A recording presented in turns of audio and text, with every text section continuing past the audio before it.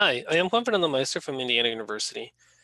I'm excited to discuss our paper examining mobility among people living with HIV in rural areas. Transportation in rural areas in the US has been characterized by limited access to public transportation, as well as private transportation such as taxi or ride-sharing services like Uber or Lyft. It has also been characterized by a prominent dependency on cars. Human-computer interaction research has focused on urban areas primarily in order to design technologies to disclose, advertise, make known the local and available transportation methods and how people could benefit from ride-sharing services like Uber. Viewer research has focused on rural areas, especially when it comes to people living with HIV for whom transportation access is critical, as it has been linked to successful care and treatment and medication adherence. With the help of an HIV support center located in the study region, we conducted 14 interviews with people living with HIV and 4 case coordinators. The data collection period took place from March to July of 2020. You can find more details about our approach in our paper. The focus of our research is people living with HIV in rural Indiana. We wanted to look at the transportation methods that they use to get to healthcare appointments, the grocery store, and employment. We also wanted to look at the barriers and facilitators that underlie these transportation methods. Finally, we wanted to understand the role of community-based and healthcare organizations in these forms of travel. The most common form of transportation was driving to get to the different destinations. If they couldn't drive, they would then ask their family members or friends for rides. If they couldn't drive or get rides from family and friends, participants attempted to use public transportation or paratransit transportation. These forms of transportation allow them to call ahead of time to get rides to their healthcare appointments or go to the grocery store. If participants could not use or have access to any of these transportation methods, they relied on their case coordinators for rides to go to their healthcare appointments and in some cases to go to the grocery store. In fact, case coordinators were considered as a last line of defense. If case coordinators could not provide rides to their clients, they could give them vouchers for taxis or ride-sharing services like Uber or Lyft. They could also help their clients find and coordinate rides from their own social circles.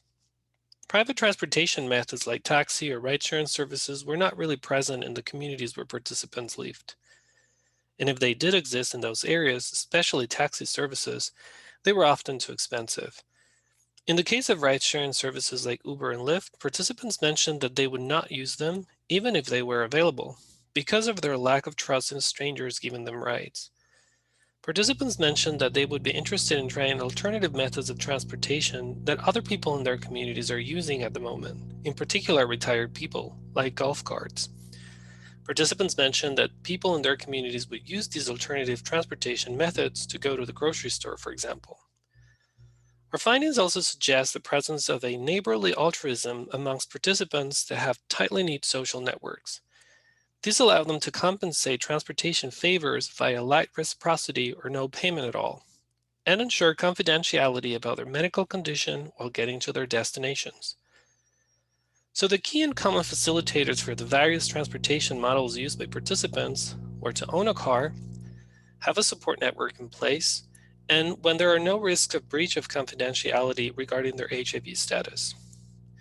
The key barriers were lack of infrastructure in rural areas, coordination breakdowns between drivers and riders, lack of knowledge of transportation services in the area, fear of potential enactments of HIV-related stigma, lack of interpersonal trust between riders and drivers, and lack of independence for riders. For more detail about all the facilitators and barriers, please refer to our paper.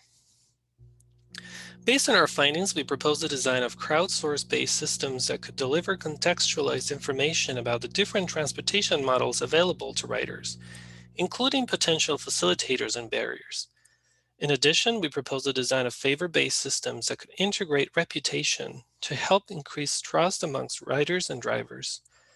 The system could also integrate a time banking based system to help riders connect to trusted community members who are willing to provide transportation services in exchange for other services. Finally, we propose the design of telehealth systems that would reduce the need to travel to healthcare appointments. I would like to thank all my co-authors and the NSF for funding this research. Thank you.